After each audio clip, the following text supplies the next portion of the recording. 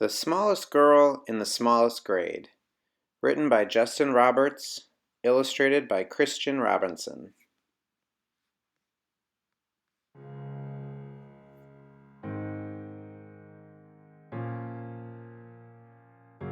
Hardly anyone noticed young Sally McCabe.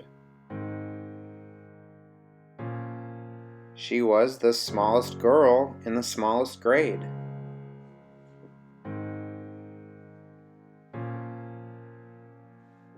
Sure, her name could be heard in the daily roll call, and she marched with her books down the same school hall, but hardly anyone noticed young Sally McCabe, and they certainly didn't know, or at least didn't mention, that Sally was paying super extra special attention.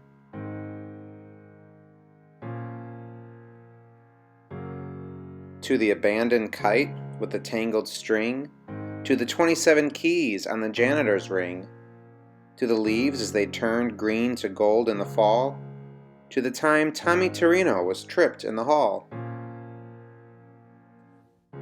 She watched as the wildflowers tipped toward the light, and heard the howl of a hound dog late one night. She was there when the stray cats who normally fought conducted a meeting in the church parking lot. She saw Kevin McEwen get pushed off a slide, and the oncoming tears that he wanted to hide. And she'll never forget that parent-teacher day when Billy's much larger father suddenly dragged him away. But through all the mean words and all the cold stares, no one even noticed that Sally was there. And they certainly didn't know, or at least didn't mention, that Sally was paying super extra special attention. She'd seen how a whisper could make someone cower, like a bulldozer crushing through fields of wild flowers. And it kept piling up, this discarded debris, those beautiful kites tangled in trees. So on February 3rd at 11:29, Sally stepped straight out of the lunchroom line.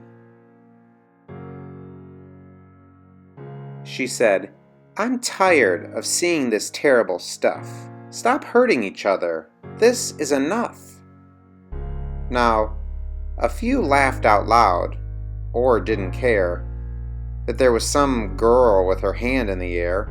But then something super extra special happened that day, as Howard O. Henry suddenly set down his tray. Like waves rolling in, one after another, first Molly rose up, then Michael's twin brother. It was Tyrone and Terrence and then Amanda and Paul, who pushed out their chairs and stretched their arms tall.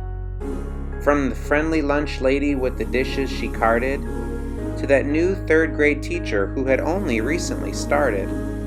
Yes, everyone there, even Principal Claire, had joined little Sally with their fingers in the air.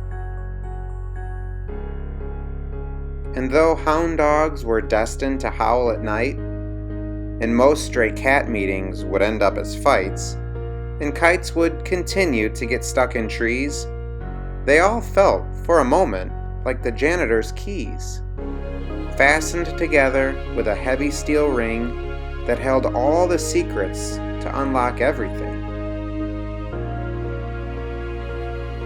As the world returned to the way that it was, Sally noticed the difference, as she usually does, when Billy paused briefly to open the door for Mrs. O'Connell and 17 more.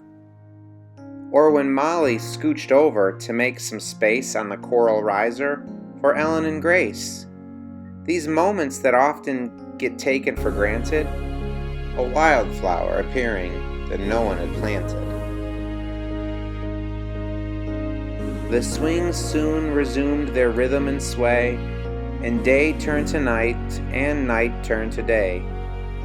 People remembered, and would quite often mention, that Sally had been paying super extra special attention.